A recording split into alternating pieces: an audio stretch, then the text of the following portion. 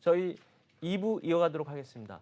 회장님, 그 방금 1부에서는 그런 얘기를 좀 했었지 않습니까? 권도영 씨가 의도적으로 100년 정도에 대한 구형을 받기 싫어서 받을 수도 있기 때문에 그러니까 받을 수 있기 때문에 미국에 사는 게 굉장히 불리하기 때문에 이제 그러는데 사실 국내 투자자들, 그러니까 국내에서 투자한 피해자들은 미국에서 지금 송환을 받아야 된다라고 주장하는 이유가 아마 그런 반대적인 이유일까요? 그러면 바로 그렇습니다.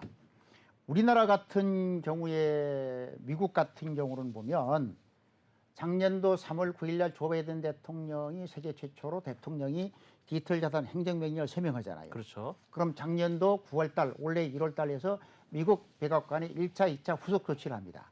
후속 조치의 핵심 내용은 뭐냐면은 미국의 증권거래위원회라든지 상품선물거래위원회로 하여금 기존에 있는 법을 강력하게 집행해라. 그러면서 필요하면 더 가상자산 코인을 규제할 수 있는 법을 만들어라. 그런 것이 두 번의 결론입니다. 따라서 지금 현재 미국 증권거래위원회 같은 경우는 백악관에서의 결정이 되자마자 맞불 어떻습니까? 자, 스테이킹, 그리고 바이낸스, 코인베이스 전부 다 기소했잖아요. 그렇죠. 아주 지금 미국 증권거래위원회가 다시 말씀드리면 미국 백악관 즉 대통령을 중심으로 범부처적인 합의하에 의해서 증권법을 코인상에 가감히 칼을 갖다 대고 있단 말이죠. 그렇죠. 그럴 경우에 미국에서 만약 재판을 받게 되면 권도영 대표 같은 경우는 형량이 증권법 위반, 사기, 그다음에 그 미공시, 미등록, 그다음에 뭡니까 시세 조정, 불공정 행위 등등 하다 보면은 형량이 아주 높아질 수가 있습니다. 반면에 한국 법원은 그렇지 않아요. 한국은 좀 약할 것 같아요. 아니 약한 것이 아니라 한국인 경우는 검찰에서는 테라 네. 토큰, 루나 토큰인데 테라는 빼고 루나만 자본시장법에 의한 투자계약 증권으로 지금 법원에 기소를 했거든요. 근데 법원에서는 그 신현성에 대한 몰수 재판 과정에서 1심, 2심에서는 명확하게 1심에서는 투자계약 증권이 아닐 수도 있어. 법리적 다툼이 있다라고 하는 이제 중간적 입장을 표현합니다. 그러면서 이제 그 구속영장을 기각시키죠. 1심은. 근데 2심은 어떻게 하느냐? 아무리 검토를 해봤는데 루나증권, 루나토큰인 경우에 자본시장법에 의한 금융투자상품이나 투자계약 증권, 즉 증권형 토큰이 아니다. 아예 명시적으로 못을 박아버렸어요. 그렇게 되면은 만약에 권도영 씨가 대한민국 법원에서 재판을 받으면은 단순하게 형법에 의한 사기, 특정경제 가중처벌법에 의한 사기, 나머지 유사수임 같은 게 얼마 안 되거든요. 그러면 사기 행위만 가지고 처벌을 받기 때문에 형량이 얼마 안 될 수도 있어요.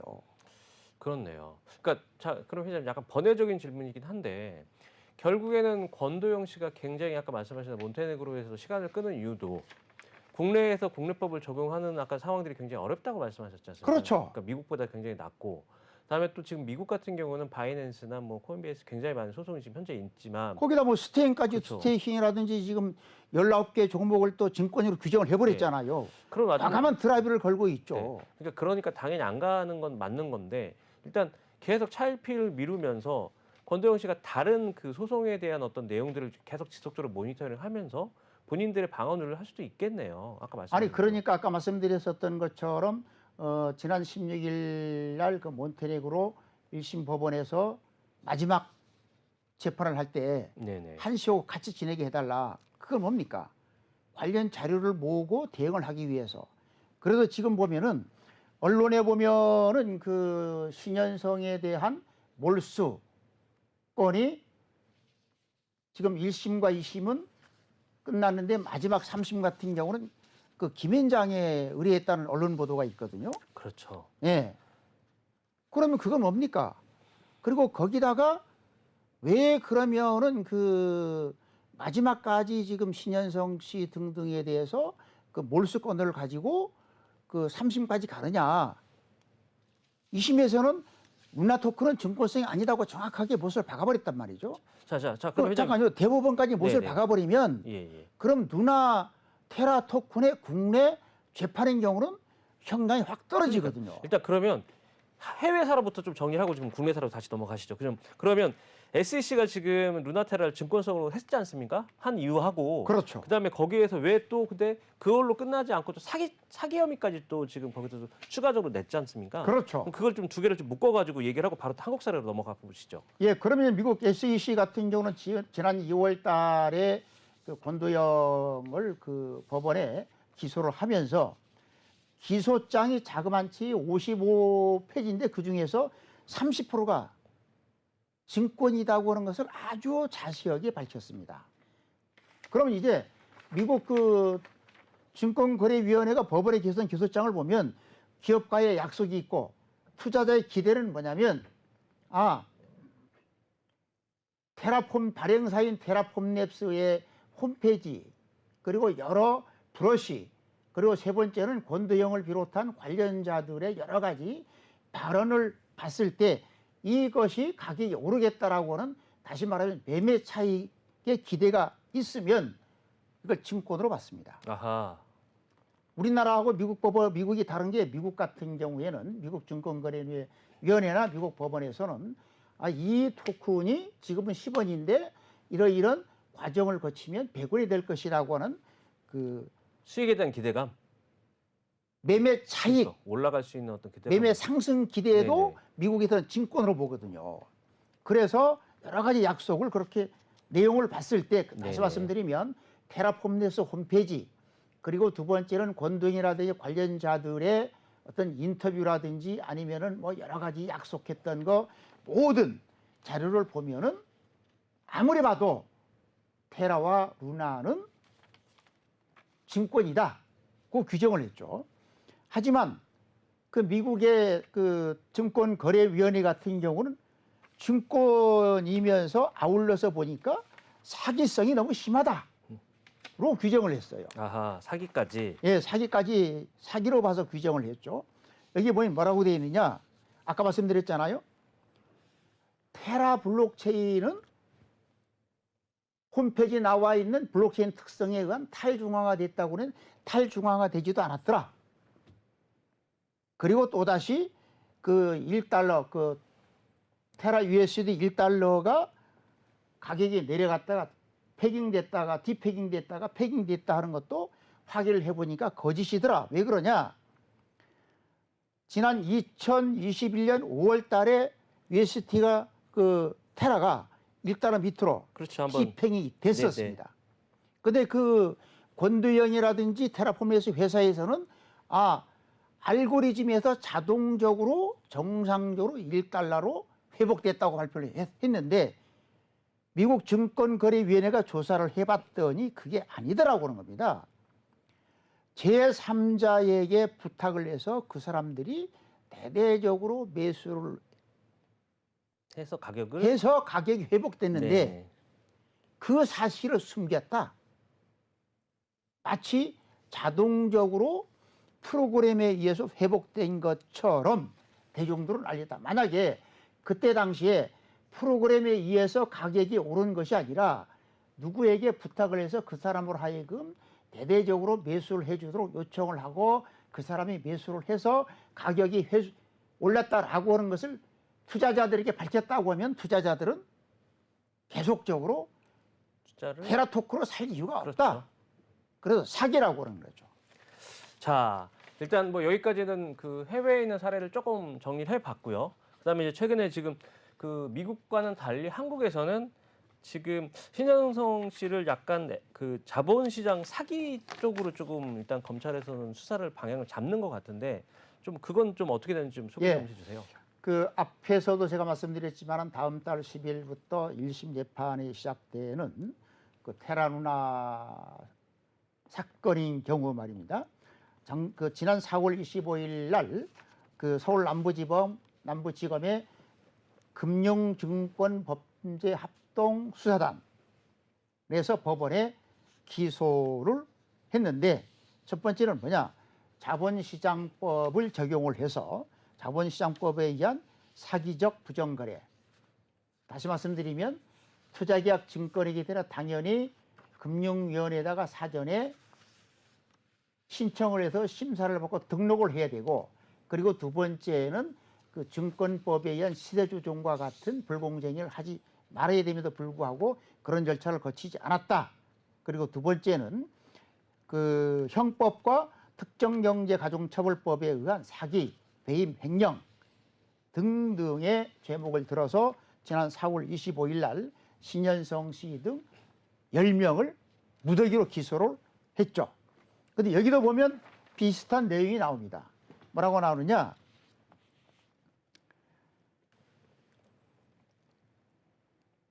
본인들은 검찰 기소장에 따르면 테라의 고격, 아까 말씀드렸던 알고리즘에 의한 1달러 고정, 패깅 현상이 실질적으로는 현실에서는 이루어질 수 없는 점을 알고 있음에도 불구하고 지속적으로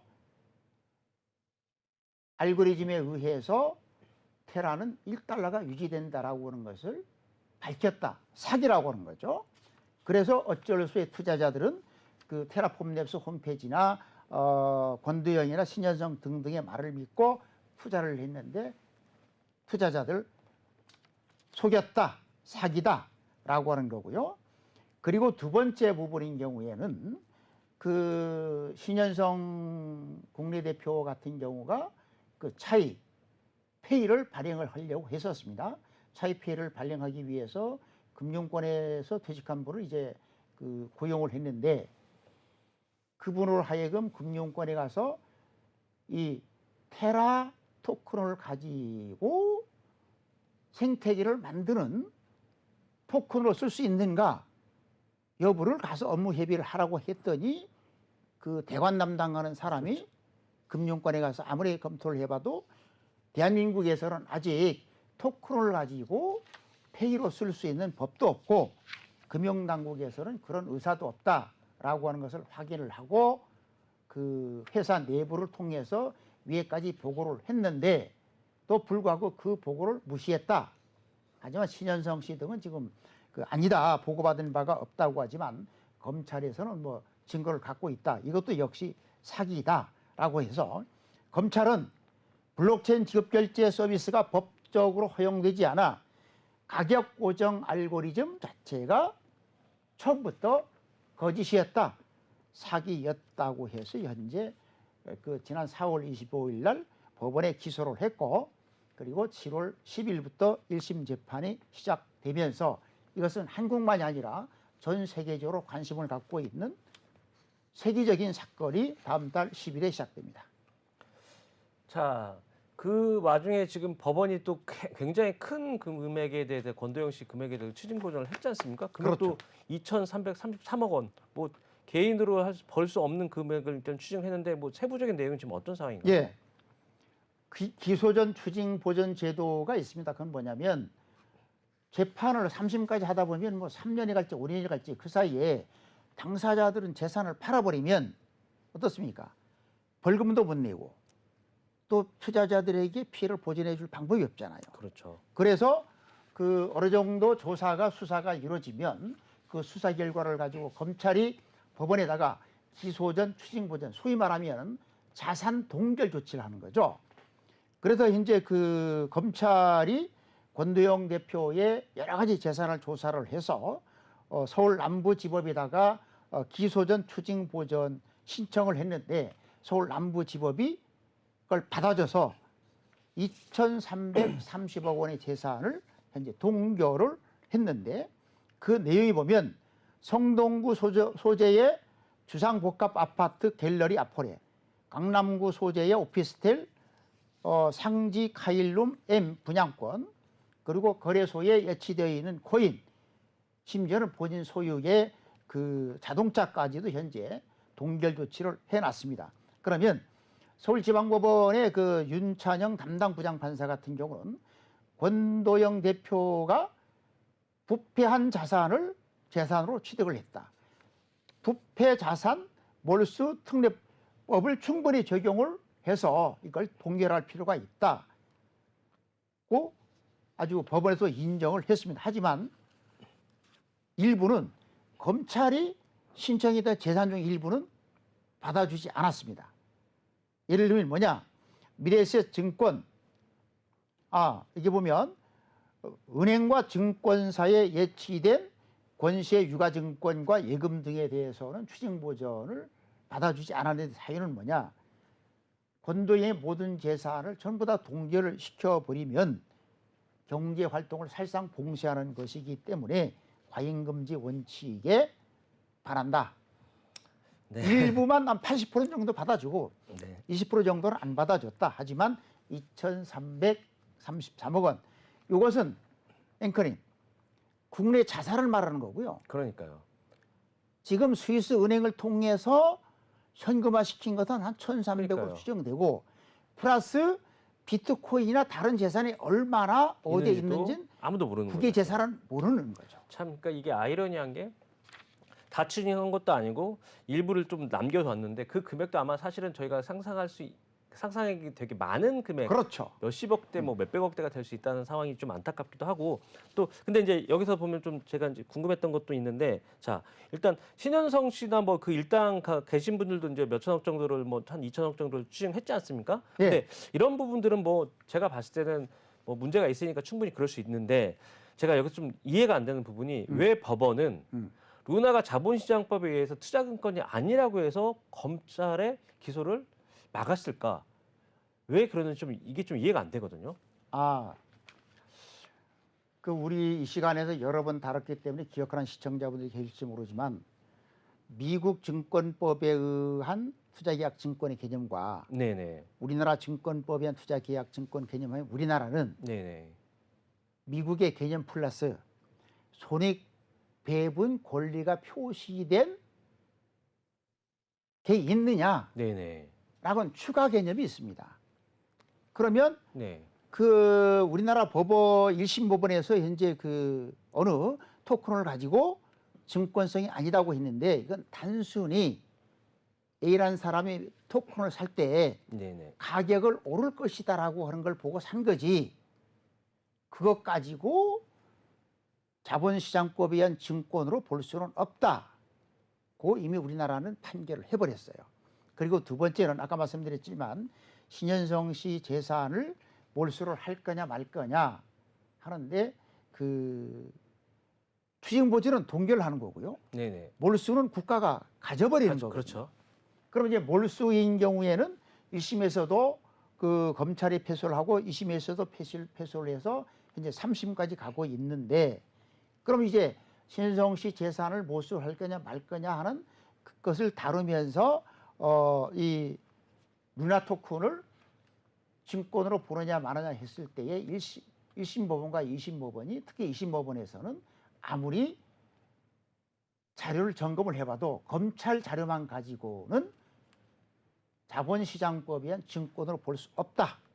단순하게 가격이 오를 기대감만 가지고는 증권으로 볼 수 없다라고 하는 것이 현재 아직까지 우리나라 법원의 판결 입장인데 대법원까지 가더라도 제가 보면 크게 바뀌지 않을 것 같습니다. 자, 오늘 이 짧은 1시간 동안 좀 짧았던 시간 같습니다, 회장님. 오늘 그 좀 더 하실 말씀이 많은데 또 다음에 또 기회 되면 다시 한번 말씀드리도록 하겠습니다. 회장님, 네. 감사합니다.